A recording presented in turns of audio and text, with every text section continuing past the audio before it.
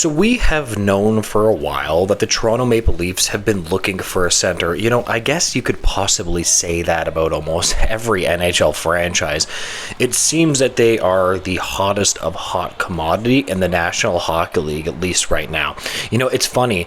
Last year it felt like a right hand shot D, or the past number of years. Right now it's a centerman more than anything. There are teams just desperate, so there are going to be a lot of centermen in this UFA class that are going to get massively overpaid. Just before I start out the video, now we have received a trade rumor from credible insider Elliot Friedman that the Maple Leafs are looking for a, quote, center with term.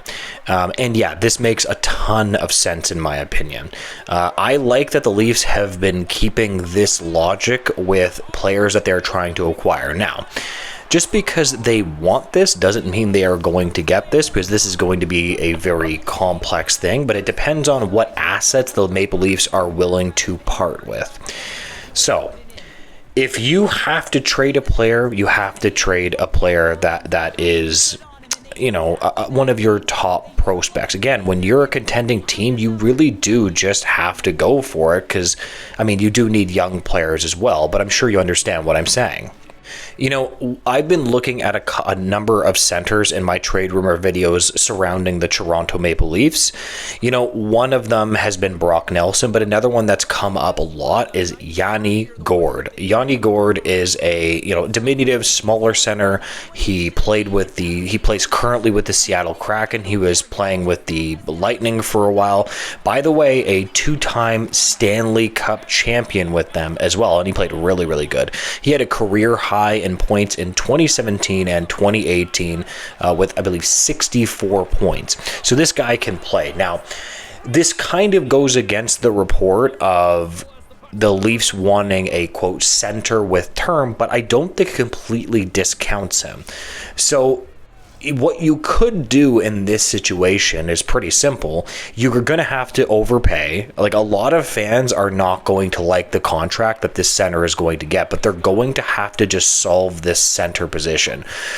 They've had a massive issue at their center position for a long time, and now with the Matthews injury, it's becoming even more alarming, especially in a contending window. Like, we're staring down the barrel of a season where Austin Matthews is not at his best. Like, even if he comes back, it just doesn't seem to me that he's going to be at his best.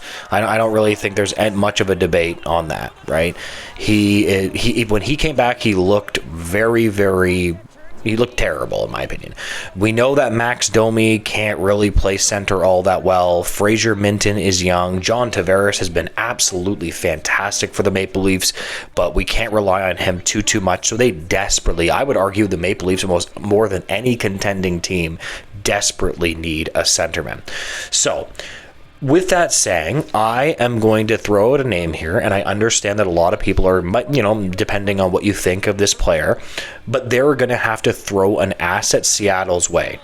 I was listening to the Maple Leaf Report with Jonas Siegel and James Myrtle, and they actually made a fair point, which is that right now, according to assets, like the Leafs are going to have to give up a first round pick. Now, they don't have a first round pick, but that is the value of what they are going to have to give up to acquire a center. I'm telling you right now, Ben Danford is a player that you guys are gonna, Leaf fans are gonna have to get used to, that he might get traded. Now, I would absolutely not trade Easton Cowan. I would absolutely not trade Fraser Minton, because remember, Minton is a center, and we desperately need to build our team with centers, especially with, you know, how terrible the NHL is with centers. So I would not trade them, but I would absolutely be willing to dangle Ben Danford 100%. He was a player that the Maple Leafs drafted 31st overall in the NHL draft last season. You know, he's a good two-way defenseman. I think that, you know, he's pretty good. But you have to remember, though, that most players that are drafted in the late first round don't actually end up being impact players. So if you look at the data, it's about a 15% chance that a late first round pick will actually turn into something that's an impact player. Just to understand the data so we can make the most informed decisions about trades, right? It doesn't mean that it's going to work out because you have a player that was drafted in the first round. So then what I would do is try to work out a sign and trade. Now, you guys are not going to like the contract that Yanni Gourde is going to sign if he does work out some kind of sign and trade. Because remember, the Leafs are trying to look for a center with term, so they're going to have to pay this man what he wants. Now, I don't know exactly what the number is, but it's going to be a number that you guys are not going to like. And listen, I'm not going to like it either, but you guys need to understand what the market is like with centers right now. It is so hot that these guys are going to be paid like crazy. Now, let's take a look at a player that was signed last offseason, and his name is Chandler Stevenson. He got paid like crazy. This is the type of market that we were in with centers, and it's going to be similar. I'm not going to throw in any specific numbers, okay? But I'm telling you, this guy's going to get paid, and he's going to get paid big. And at the end of the day, if we want to solve our center position, let's not forget, Maple Leaf fans, you guys are in a contending window, right? So not every contract is going to be perfect, but you guys are in a contending window. You do not want to let this window go, right? You have to, these are the competition years, right? And once this window is over, you're done, and you're pretty much going to be rebuilding again from that point anyway. You might as well just go for it. So yes, this contract is going to be kind of gross.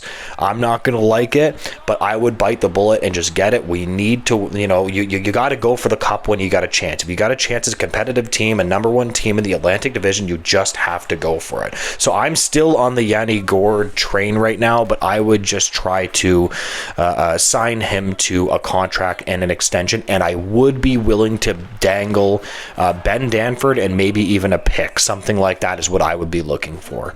Anyways, I'm going to end this video there. If you guys could make sure to like, comment, and subscribe, it is greatly appreciated. And make sure to have a great day, guys. Goodbye.